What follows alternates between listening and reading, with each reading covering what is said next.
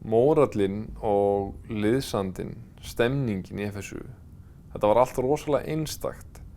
Það sem var mest töff var einfaldlega að vera mest committed, mest skuldbundin þessu prógrami. Það var svakalegur andi, allir í liðinu ætluðu að bæta sig.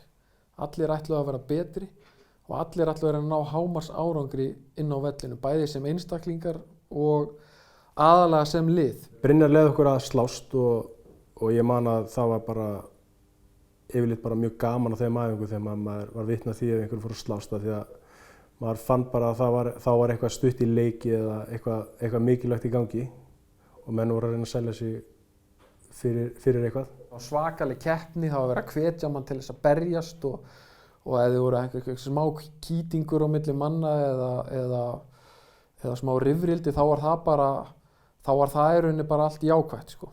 Þessar æfingar voru stríð, þannig að þetta var nýtt lið og tækifæri fyrir alla til að fá mínútur sko. Og það var þvílíkt intensity í gangi og til dæmis eins og gæi eins og Árni sem ég elsku út af lífinu en ég hef aldrei slegist við neinn oftar en hann og við bjuggum saman og við fórum kannski á æfingu og vorum að keppa við einhvern annan og lömbum einhvern annan í klessu og fórum í slag og brjálæðir og svo lömbum við út á æfingu og bara hei og fara að fá okkur eitthvað að éta.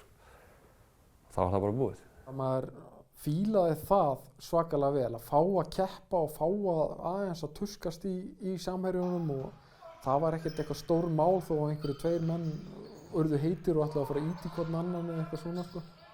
Það var bara, ég var nánast bara að lyfta viðganga svo lengi sem maður fór ekki út í ofbeldi eða neitt svoleiðis. Fólki finnst það kannski klikkað og fattar þetta ekki en að fá að slást og fá að hjóla ykkur aðra það er eitthvað svona mjög fallegt við það því að þú færð að sjá liðsfélagina og ferð inn í eitthvað svona moment með liðsfélaginu þar sem þið eru vulnerable og missir stjórn á okkur og svona þínar verstu stundir sko og þá myndast eitthvað tengsl þar að þið eru búin að fara í gegnum eitthvað saman sem var erfitt og fá eitthvað útrás fyrir tilfinningarnar sko.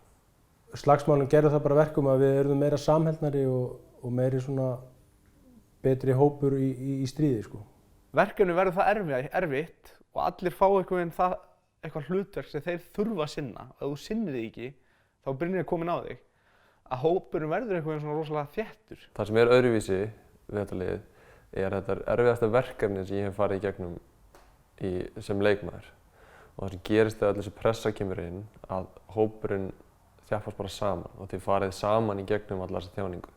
Og svo horfum við til hægri og svo horfum við til vinstri og þú sér bræðina hliðina þær sem eru að fara í gegnum nákvæmlega sama hlut og þú. Og þá myndast eitthvað mjög fallegt sko. As hard as it was, as much as, all the fighting, all the hard practices of us just beating each other up, going for rebounds, diving on the floor. It was, I wouldn't trade it for the world because it teaches you not just basketball, but just being tougher in life, Things happen and you just get on with it. That's kind of what we learned from it. I think a lot of the guys on the team learned from it. Og ég upplifði þannan anda aldrei eins sterkan og í FSU. Þar sem allir voru að reyna að hámarka sitt. Og manni líður bara svakalega vel að vera í svona umhverfi.